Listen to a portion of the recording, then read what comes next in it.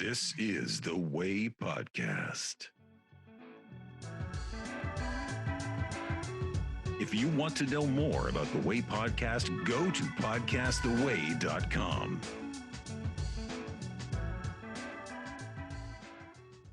Again, I want to say a big thank you. Go check out the Three Interesting Things podcast for that introduction. Real nice guy. Be sure to do that. And this is FM 91.7, WHUS Stores at the top of the hour. Today's topic is digital art. My guest today is Thomas Tanner. And yeah, how you doing today, Thomas? Hi, I'm doing well, thank you. Glad to have you on the show. How long have you been doing this digital art? Well, let's see. I started the first time I did digital art would have probably been around 2002 or 2003. So yeah, quite some time now. And yeah, for the audience, digital art is pretty much what it sounds like, where it's artwork digitally made through your laptops, computers. Is what I'm saying, right? Yeah. Yeah. So it's hard because I can't really explain. It's like explaining colors to somebody who's been blind their whole life. But he has on your website, I see these vivid images of a person walking through a valley, or even portraits, or I see you have a lot of a dragon theme to your art, where it's just this vivid 4K, like really well made. That if it wasn't for technology, I don't see how anyone could. I mean, people could try to paint it, but it's the colors are vibrant. You know what I'm saying? Yeah. There's I think there's a lot of confusion when it comes to digital art actually. Because a lot of people might not really know what it is, or maybe just think like, oh, you mean like, a Pixar movie or what have you. But yeah, actually people are surrounded, completely immersed in digital art all the time and are pretty unaware of it. I don't have any doubt that people look at paintings frequently and think that they're oil paintings or whatever when they were made in Photoshop or Corel Paint or something like that. But yeah, I mean, it's sort of like anything else. It's just another tool. Especially how I approach art. It's really more of a matter of speed and convenience to use digital tools. I couldn't do what I do right now and make it a career or make it cost effective at all using. I mean, that's actually I guess like commercials or work like that. No, I couldn't do hardly anything if I was just doing traditional media. And not to say that it's impossible, but there aren't a whole lot of artists who work in the applied arts who use traditional tools anymore. And there really haven't been since probably the mid to early 90s. It's really many of the techniques that I use in making my paintings are exactly the same as I would use if I was painting in acrylic, which when I'm using physical media is kind of my go-to. Really, it's, and this goes back to part of the misunderstanding. You hear digital tools and you imagine somebody using a keyboard and a mouse, but actually what I use is a Wacom tablet and a stylus. It's like it's like pressure an extension that you sort of draw on, and it shows up on the screen in front of you.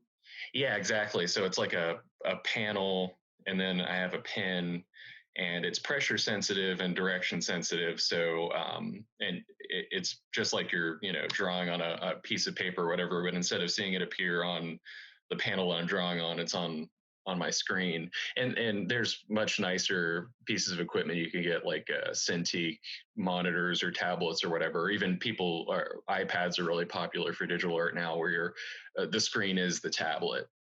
I have a HP Spectre laptop, and one of like the selling points was that it comes with a pen and you can draw right on the screen. It's supposed to be like a vivid HD screen. Yeah, so I hear a lot of that. Yeah, and some of those are great for digital art, and some of them aren't. I don't know about that particular computer, but the big difference is pressure sensitivity and the degrees of pressure sensitivity. To get to the point where it's totally seamless, you want like thousands of degrees of pressure sensitivity, where there's no, it doesn't feel like you're drawing on a computer. It feels like, to me anyways, like it's just completely seamless and smooth. Yeah, I could see that. With the stylus, there's no screen on it, so how do you know exactly where your drawing is showing up on the screen? Like, what if you take your hand off, and then how do you have to find that same point again? Oh, so when I'm drawing with my stylus, I'm not looking at the surface I'm drawing on at all. I'm only looking at the screen, and it's a direct correspondence to a position on the stylus to a position on the screen. If you were to plug in one of these things and not have it set up right, sometimes it'll function a little bit more like a mouse, where like you could sort of put the mouse down and flick your wrist and pick it up and put it down in the same spot, and you've moved the cursor to the left, but your hand hasn't moved in space. But with the tablet, you can think of it as like corresponding coordinates. So like if I put the pen down in the top left corner of my workspace, then it goes to the top left corner of my screen. That makes sense. I would see that. Hmm. Yeah, so I guess I want to bring it back. How did you how did you or somebody even start doing what you're doing? What made you want to get into this? Oh well, for me, it's been pretty much, I guess, my entire life. Since you were a kid? Yeah, so I didn't start off like popping out of the womb with a paintbrush or anything. I was uh, I guess as like a really little kid, the first time I was aware that kind of people had jobs and careers and things that they were passionate about, and sort of that part of your identity. I was really like probably me and half of boys my age or whatever. I was really into dinosaurs and natural history in general, and then biology. And as a little kid, I thought, like, oh, I'm going to be a scientist or a paleontologist or botanist, Something big, something like famous, like all the other kids. right, exactly. That was something that really I was drawn to, and yeah, I was like one of those kids that could tell you the scientific name of all the dinosaur species or whatever, and that stuff always really grabbed me. But yeah, as I got interested in that stuff, I was constantly consuming things that were illustrated. Um, so it was sort of a natural progression from like reading about things to trying to is with that stuff. It's like people are trying to imagine this world that we know existed, but you can never see or touch, and we only have like the faintest hints of what it was like. So it really does involve your imagination quite a bit to try and like be a paleontologist or a paleobotanist or whatever. And so I got really into um, drawing because of just interest in the subject matter, and then from there it just became getting really interested in the technical aspects of how you make something look realistic.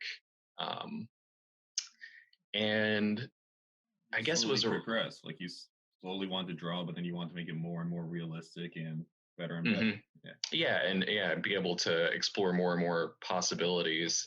And from there, it just kind of turned into wanting to be able to not just draw a thing, but draw anything from imagination. And the only way to do that is by studying real life, like really intensely, and just drawing everything you see and doing it all the time. So do you have an understanding of like the physics that you're drawing to, just so the drawing comes out better, it makes more sense?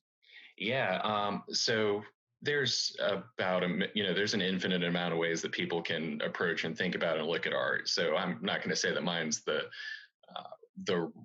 anything like the right or the only way. And I like a lot of artists who do some things that are very non-realistic, and is really interesting to me. But yeah, personally, I'm was always very interested in, I don't know, big picture stuff, like how the world works. And I mean, to this day, when I'm not thinking about like art stuff and fantasy and the other things that I involve myself with, I'm like really interested in science and physics and astronomy.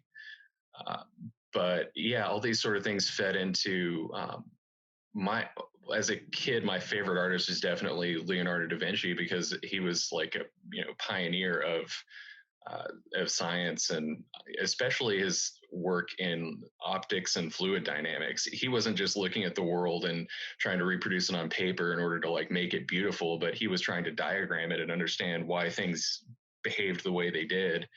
The sort of like universal understanding that there's like a reality outside of ourselves, and that it's not subjective, was has always been really compelling to me. So it's just the sort of things that I think about. But yeah, as a result, I'm pretty into realism. I wouldn't say that I have like conservative values as far as art go, though, because like I said earlier, I like all kinds of art, but it's just something that's always appealed to me, which I feel like segues pretty nicely into what I do now, which is primarily fantasy. I do some science fiction stuff as well, which I'm interested in doing more of, but primarily fantasy art.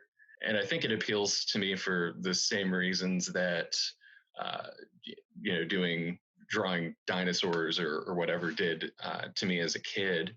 And that's that, it's trying to bring to life or make feel like tangible or believable something that not only that we can't see, but that never existed or is impossible. I can see your art right now, but for somebody who's listening, what's your website? Oh yeah, it's thomastannerart.com. All right, I'll put a And description. Oh, go ahead. oh, and I was going to say, it's TW Tanner is my Instagram. I'm seeing your artwork right now, but for somebody who can't see your artwork, how would you describe it, or what's some of your favorite works to describe?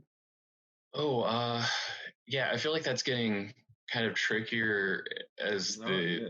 years go by. Well, just because I'm really into doing illustration work, and a lot of times I'm trying to bring to life sort of somebody else's vision.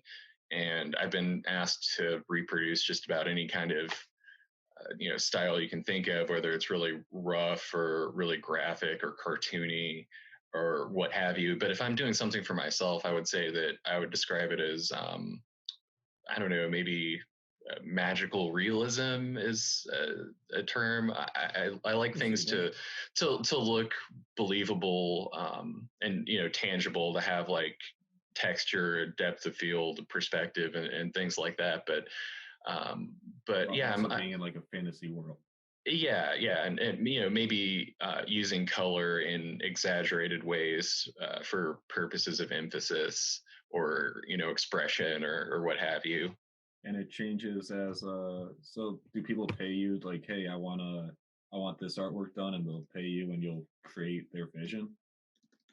Yeah, I mean that is, in a nutshell, what being an illustrator is. I mean, sometimes people will come to me because they've seen something that I've done and be like, well, you know, I want that, which is great. But a lot of times it's more like, somebody has a specific project in mind, and they're not artists and they don't exactly know what they need, and I'm sort of like reverse engineering their idea and turning it into, uh, you know, visual media. What's the hardest or weirdest request you ever gotten? Oh, geez, I might have to think about that for a minute. Whoever requested under the bus, but at the same time, Oh no, I mean I'm not going to name any names or anything. And I've yeah. done a lot. I've done a lot of things that are for people privately that I will never post or get credit for or whatever. I think as far as hardest goes, probably there's one illustration like this on my website, but it's like this. It's basically the assignment was it's this Dungeons and Dragons party and just like a group of players. So it's like a bunch of people and their character. For people who don't know what Dungeons and Dragons is, it's a game where in basically most everything takes place in the group's imagination, and you have a person who's running the game and they describe they're sort of the world. They tell you what you see, what you interact with, the results of your actions, and then everybody else at the table represents one person in that world, and they have agency and they make choices for their character and they try and act out things as they envision what their character would do. So it's a role playing game. It's somewhere in between like improv with some math thrown in, and that's it in a nutshell. So probably some of the hardest assignments I've ever had were related to like group scenes with a party of characters.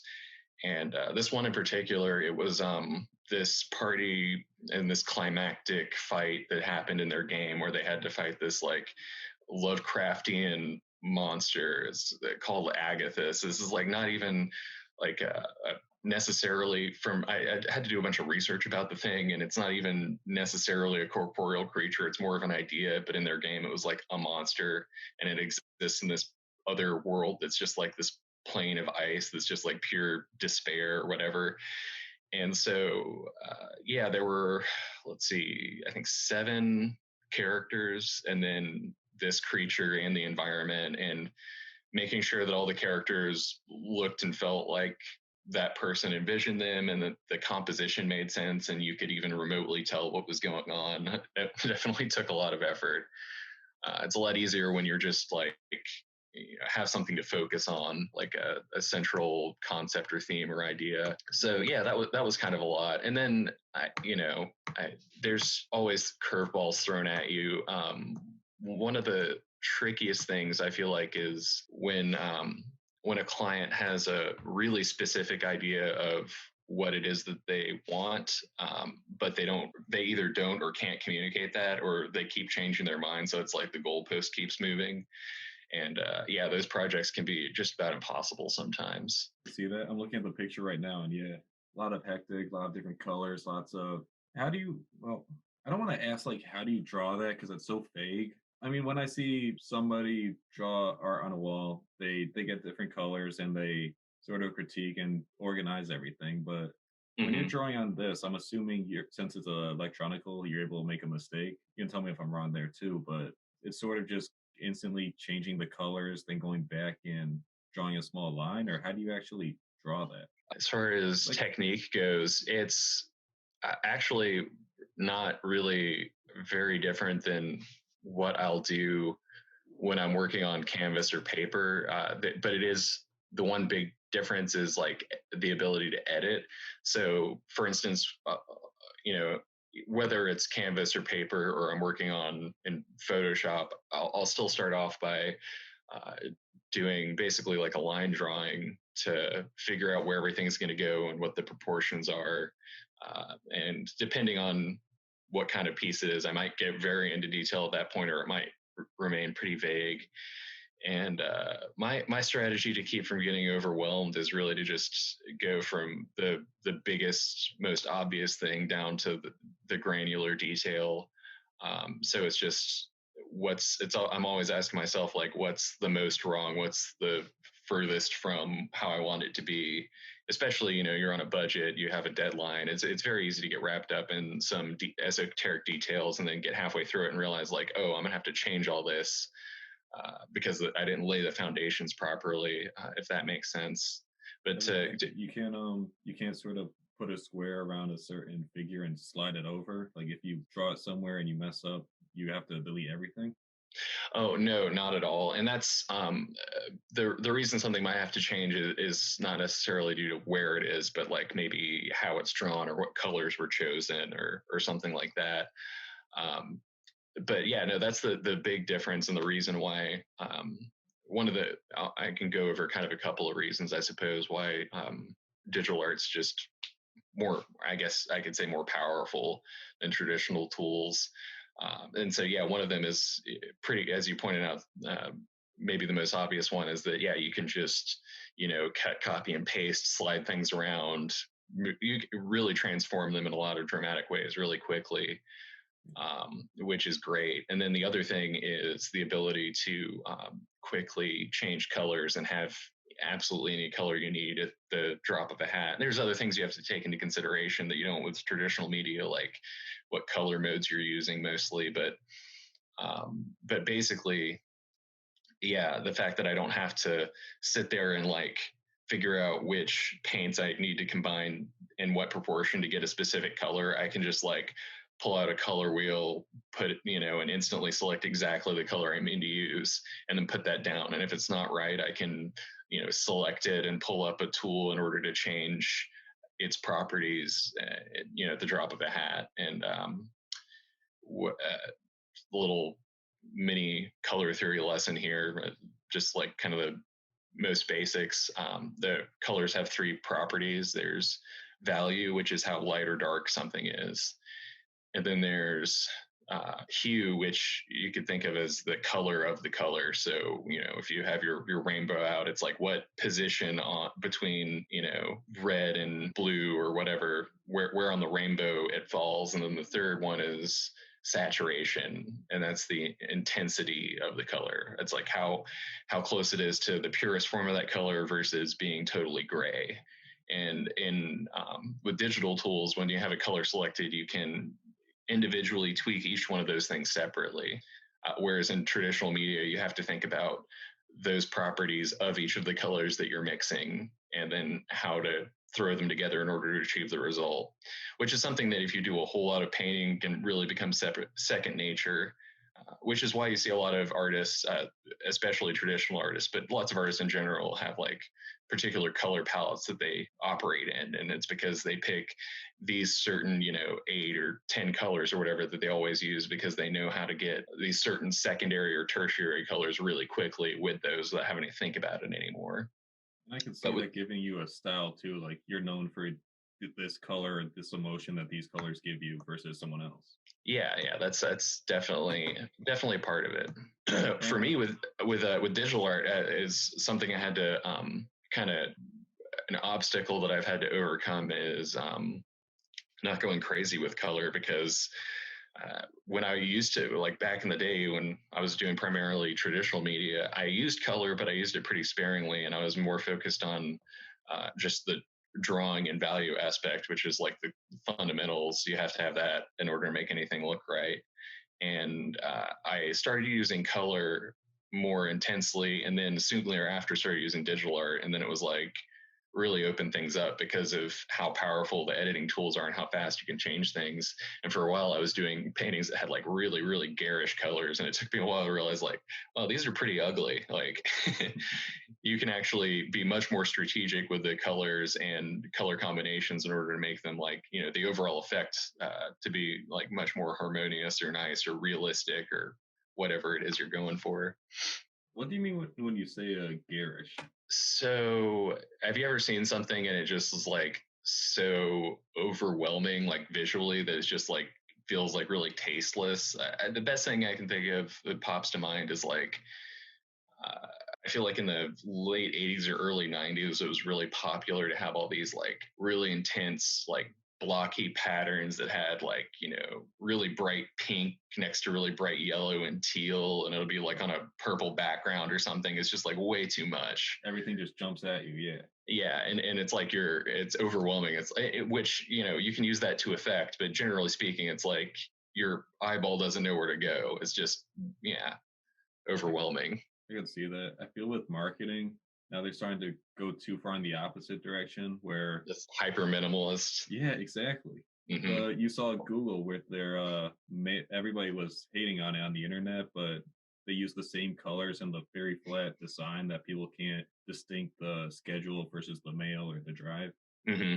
And the reason for that, I watched a video the other day where, well, according to the video, the reason for that is because by making things simpler and trying to deliver the message as fast as you can catch someone's attention, since everybody's scrolling through or everybody's attention is getting shorter as social media and everything brings attention quicker.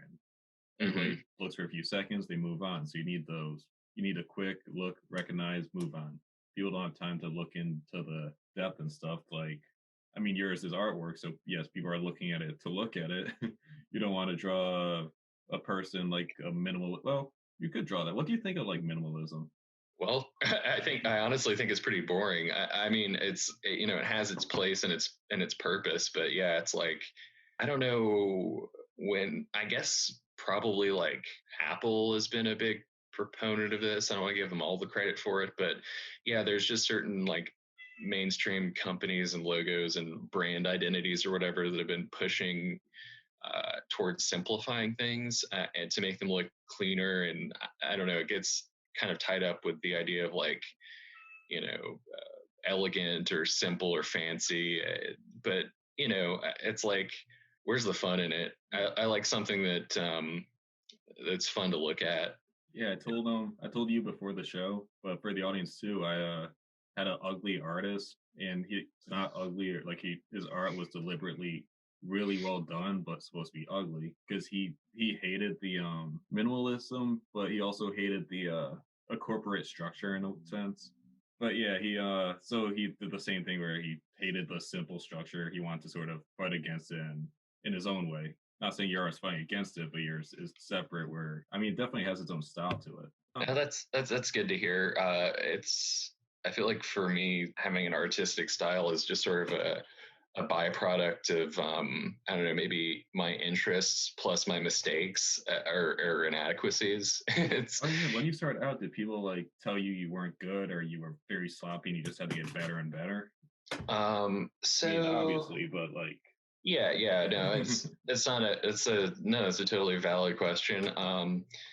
Yeah, that's actually something that it kind of gets into one of my pet peeves, which is when people look at somebody who's made something that's really amazing and they go, "Wow, you're really talented," and um, like doing anything requires some innate ability. Certainly, I'm not going to deny that or say that anybody could be an artist because that's not true. But I think way, way, way more people could be than are or ever would try, and it's way more about your interest in the thing. That's where the ability comes from, not some supernatural power like God-given gift that you have. I mean, if you look at my artwork that I did when I was a kid, it was just as bad as any other kid's artwork. That just the differences, and nobody was telling me that. I don't feel like I received a lot of negative feedback. If anything, I received a lot of positive feedback, even though the stuff I was doing wasn't great, and which I feel like is important, just as important as getting negative criticism, which is very important. Is getting encouragement. If I hadn't had people encouraging me to keep doing it, I certainly would have, given up. But I'm sorry, I might be getting a little off topic. What was your original question? I mean, that does answer my question pretty much. But yeah, just well, I also want to say I was a while ago just looking like everybody has a side passion, everybody has a side something they need to follow, a hobby. Even Hmm. I ended up going with podcasting, which is this, but I remember I was looking at animation, and one of the first steps was artwork or being able to draw something to animate. Hmm. And even just starting off, I always make myself keep trying like a little bit, don't give up right away. I wasn't an artist, but even then on the software, I just couldn't do it. It's too much of a struggle. But Hmm. if I were to stick with it, even though I'm not an artist, do you think I could still through softwares be able to draw some nice artworks or even animations in that field? Or is it sort of like even like physical hand drawn where the software can't do that much? You still need to have a be able to develop a skill. Well, that's a tough question to answer because there's a lot of different kinds of artwork and animation, and I mean, if you're, it could be that some people are very good at embracing their inadequacies and making something that works around the things that they're not very good at, and other people have the determination or obsession or whatever you want to call it in order to just keep chipping away at it until they get it. Basically, I think it just takes the faith in yourself that you can do it, and it's tough because, which is why I go back to positive encouragement is so important as for anything that you want to do that's hard. I feel like anything worth doing is a thing that you're not sure that you can do. You know, Yeah. so I guess it's sort of like that. But yeah, I mean, as to whether I think you can do it, it's not up. My opinion doesn't matter. It's whether you think you can do it. Sounds good. And what somebody's getting into it or even what you use now, what softwares do you use? Well, I almost exclusively use Adobe Photoshop. It's obviously, people think of it as the software that you use to take 10 years or 15 pounds off of people on the cover of magazines or whatever. But Or like everybody's seen the pizza that literally turns into a model. yeah, exactly. And its photo editing capabilities are awesome, and that's kind of like its core function. But people have been using it to do artwork for ages. And like I mentioned earlier, I'm sure that everybody has seen a painting and been like, assumed that it's a oil painting on canvas hanging on a wall somewhere, but it's really just a Photoshop file that some nerd made in their basement with the same kind of tools that I'm using. But yeah, it's kind of going back to what I was talking about earlier. The reason I use Photoshop in particular is the editing capability and how quickly you can iterate on things and change them. It has the ability to mimic traditional media to some extent, but it's really not what it's designed to do. There's other software that I've used before and that I do really like that's made to do that. Procreate is really popular right now, and people like use it on an iPad, and it's definitely better at that. And then Corel software, Corel Painter. The whole point of that software was to really make digital tools that look, feel, and act like traditional media. You can pull out like an oil pastel or a chalk pastel, and it'll go down and leave like a paper texture, and it'll like rub together in a way that feels and looks very much like that material would. And they do it for everything, watercolor, gouache, acrylic, oil paint, in every kind of tool. You can pull out like a palette knife and rake it across a few colors, and it'll smear them together just the way that it would on a panel or canvas. Photoshop is the opposite of that. You have to really like learn to work with it and to make it not look like digital art in a way. Ultimately, it's just about being able to draw and have a good color sense. And other than that, the tools are almost besides the point. I mean, obviously, you have to spend some time to get familiar with them, regardless of what you're using. How long does it take you to draw these pieces? Yeah, it that varies quite a bit. I would say I imagine most of the things. Most of the things that you're going to see like on my website, I spent in between like 2 and 5 days working on. 2 to 5 for these? Yeah, most of them. It's gonna be longer than that. Yeah, that's magic of digital art. I don't have to mix colors. I don't have to wait for anything to dry. There's no setup time. It's like I turn the software on, sit down, and just start. Which really, all that stuff really saves a ton of time. Which is why I do this stuff. If I were doing these things, which I could do something very similar, if not exactly the same, using traditional media, but it would take 2 to 3 times as long, and I'd have to charge 3 times as much for the same thing. Which, it's the power of digital art. Once again, it's great that way. Crazy thing. I gotta imagine getting crazier. You think virtual reality you'll ever be able to actually just go in and just draw whatever you're drawing like in person?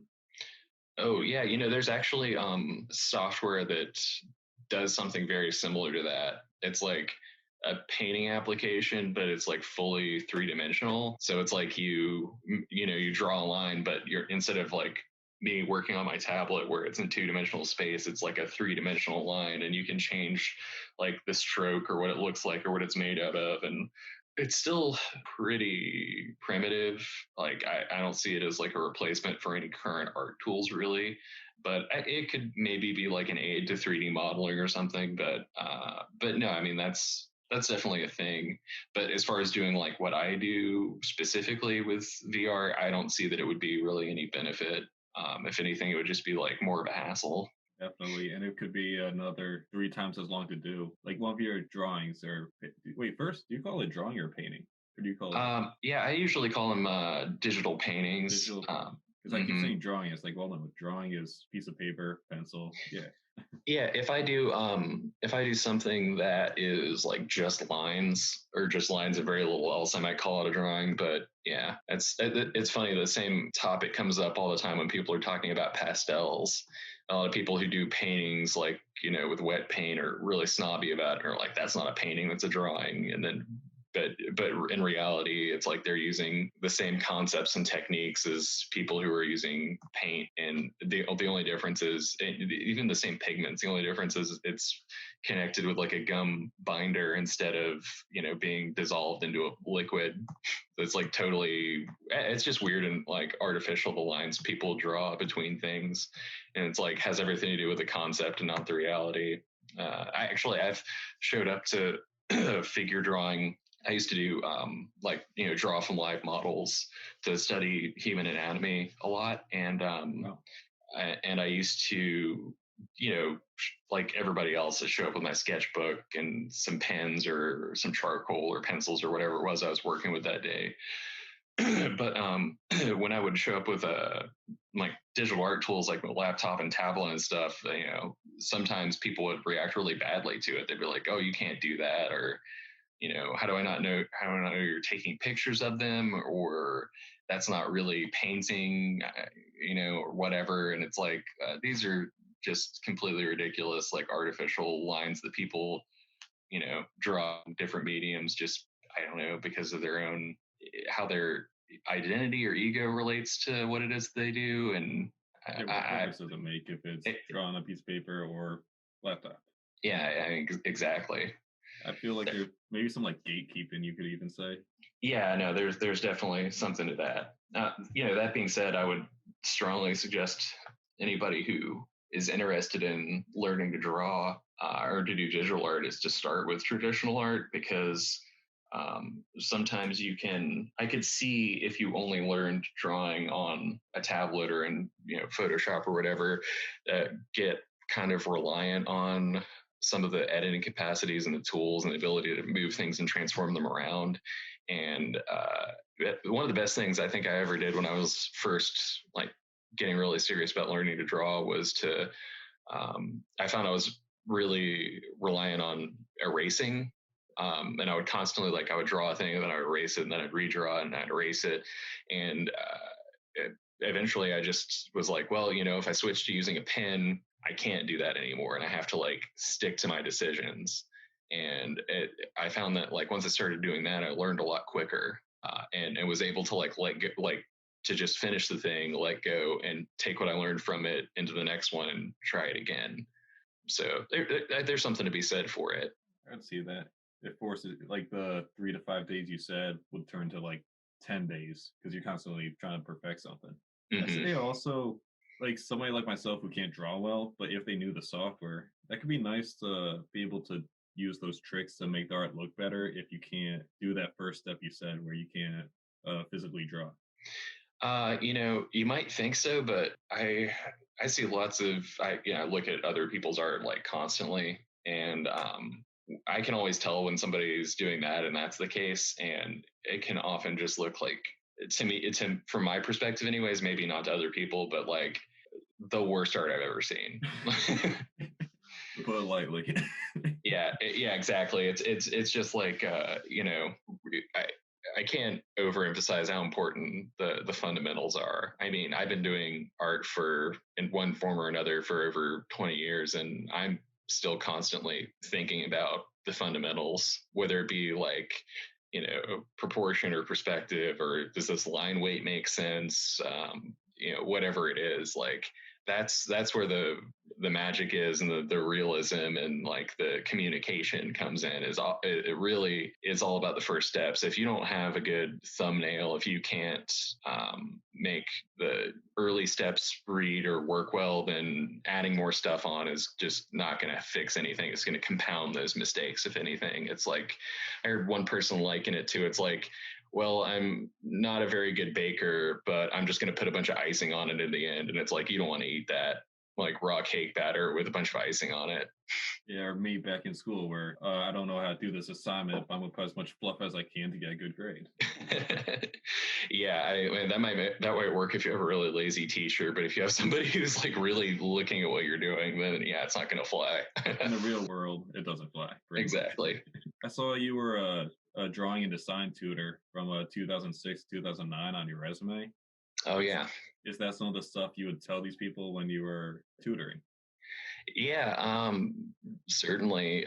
Well, in that example, I was like helping people who are already taking an art class and were struggling with something.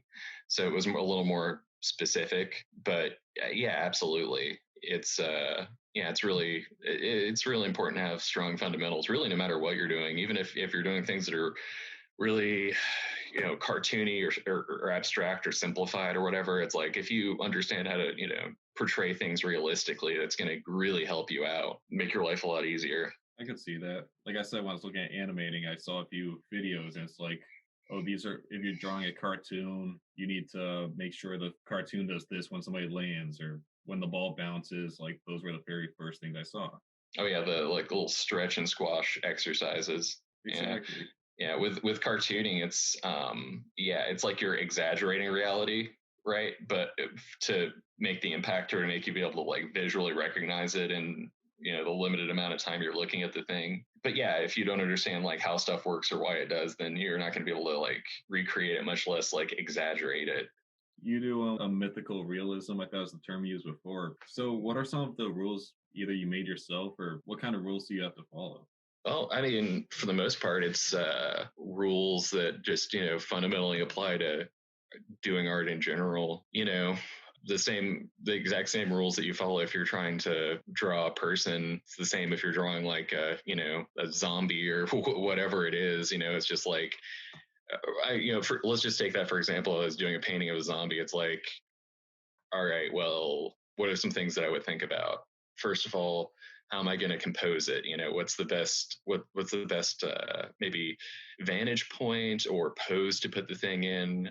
If you're dying and falling apart, like you're not going to be standing right. So how does your weight going to distribute if you're like back is broken or your legs don't work? And then the next thing might be like, okay, well, what point of view am I looking at? It's like generally if something you want to make something look scary, you're gonna like drop the camera angle and be looking up at it. That's more threatening. And then okay, so I can sort of put myself in that pose and think about it and do some figure drawings and get it right. And then the next step is like, okay, well, how do I make them look like they're rotting and falling apart? And this is where, sorry if this example, or does he have worn out hoodies or hats or stuff like that?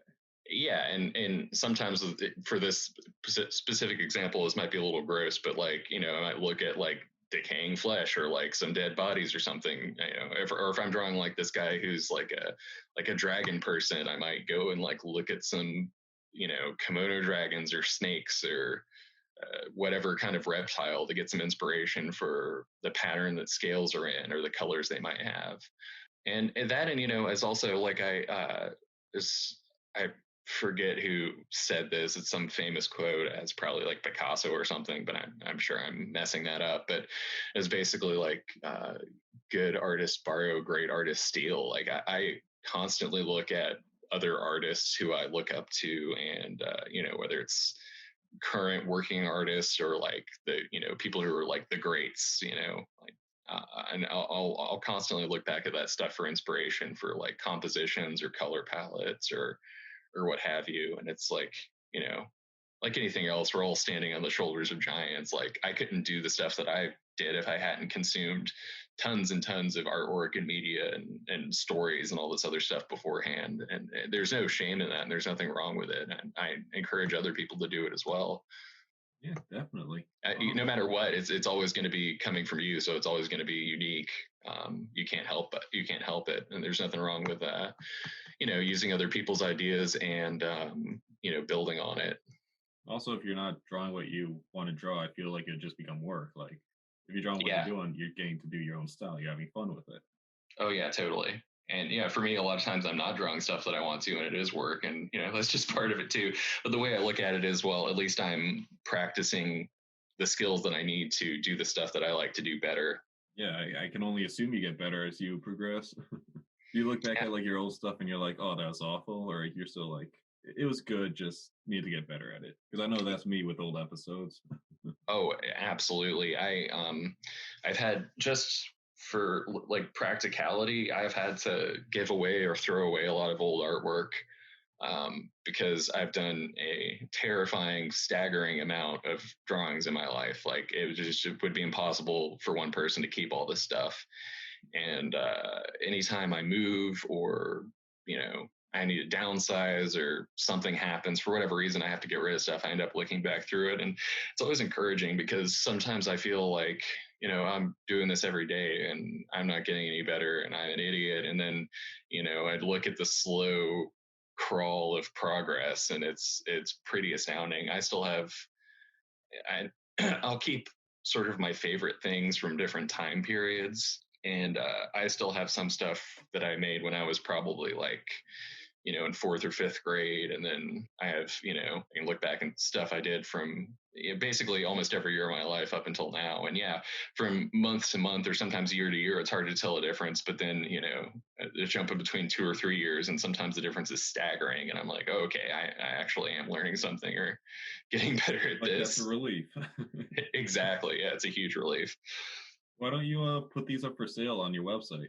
Why don't I put what up for sale? So, like if you have like your old ones you're trying to throw away, you don't think they're good enough to put for sale on your website? Because I see you don't have a shop section. Oh yeah, I really don't tend to focus on selling old artwork because, yeah, I mean, a lot of it is just honestly too personal or weird. And it's hard for me to believe anybody would be interested in it. And a lot of the things that I do now are for a specific person or project or product, and I can't sell. So there's not, I mean, I probably should put more effort into doing that. It's just, It would be cool if like these gallery ones you did I mean it's digital media, so I don't know how that works exactly compared to like again being physical, but you could say like, hey, I'll sell you this painting or these paintings are for sale, yeah, no, I mean that's not a bad idea. Some of these things are just like personal projects that I could totally sell, like for the first and third and fourth images on my website, for example, and a couple of the other ones on here too are things that that I just did for fun or for myself. Actually, I really badly need to come back in here and update my website. I have sections of my website too that aren't linked to the main page, and they're sort of galleries that I use specifically for prospective clients because I don't want to clutter up my website with a bunch of stuff. But for instance, if you go to thomastannerart.com/maps, you'll see I have, this isn't all the maps that I've done, but let's see, there's 3, 4, or there's like 5 or 6, or like 7. Yeah, I couldn't find this. There's no link for this on the website. Yeah, and I have several pages like this, and it's so that if I'm looking for work and I see somebody's like, I want this specific thing, then I can have a portfolio targeted to exactly that. Because kind of going back to what we were talking about earlier, people's attention spans are very short, and if I show somebody a gallery and it has every kind of artwork that I can do on it, then people are going to be like, well, what do you even do? They might not see what they're looking for in the first minute and then just kind of go, okay, well, I'm going to go look at the next artist now. And it's very helpful to be able to go, hey, is this what you mean? And then go, yeah, thank you. Do that. Yeah, that's smart. That makes sense. Keeping my own website up to date is like, I think I had like 9 tabs at once. Then I had to shrink it down and be like, maybe I could put the radio and podcast itself. Maybe I should combine those. Or no, I think I still need to do that. It's just like cramming as much as you can, but I could see that. It's like it'd be cool if I'd see the maps too, but I understand you don't want to take that away. Mm-hmm. Or whatever other portfolios you have.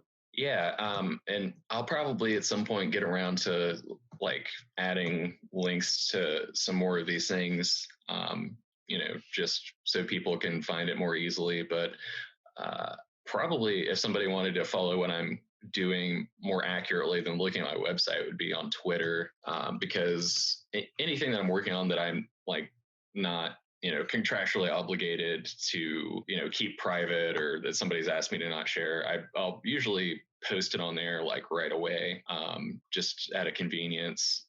Now that we're talking about it, I'm like, oh, I really need a link to my Twitter for my website. That would be very helpful. Yeah, there's a lot of things on the housekeeping side of things that I need to work on, that's for sure.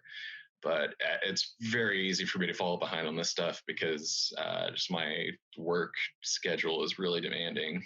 I understand, but I'm sure you've been doing this longer than me, so I'm sure it's especially hectic. But even at my point, I know it's constant juggling. Yeah, it really is. But yeah, I use the moniker on Reddit and Twitter and a couple of other places too. Chromatic Codex. So yeah, that's me on Instagram. And yeah, if you look back at my feed, it'll be all kinds of stuff. I'm working on illustrations for a D&D book, not published by the Wizards of the Coast, but something that is made by like a smaller company that does role-playing game like supplementary books. And yeah, I'm doing a bunch of like characters and monsters and stuff for that, and lots of random one-off jobs from people. Actually, I did something, I should probably put this on my website, that I'm pretty excited about. It's been a while now. I guess it was like a month or two ago. There's a YouTube channel called WebDM, and they're one of the more popular YouTube channels for people talking about Dungeons and Dragons.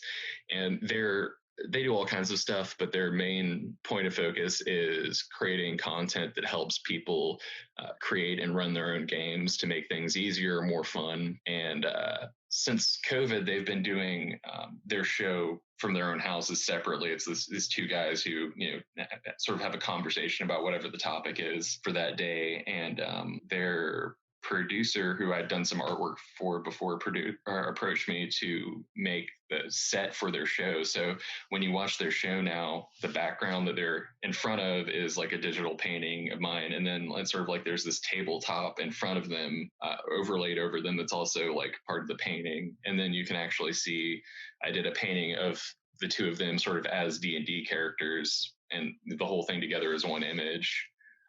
You see that on Twitter. I should probably, like I said, put that on my website. Yeah, you should. That sounds cool, I will say. All right, so I think we're reaching about the end. Is there any final message you want to tell the audience? Any final message I want to tell the audience? If you like my stuff and you're interested in working with me, you can hit me up on social media, shoot me an email. Always looking for new projects and love a challenge. So sounds good. What's your website name and your Twitter and Instagram and anything?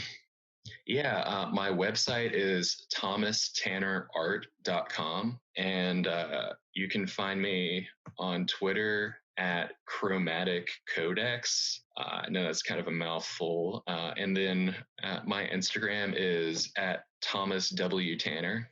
Sounds good then. For the audience, this has been the Way Podcast on FM 91.7, WHUS Stores at the top of the hour. And again, Thomas, thank you for coming out. Excellent. Thanks. It's been fun. This has been the Way Podcast. If you want to know more about the Way Podcast, go to podcasttheway.com.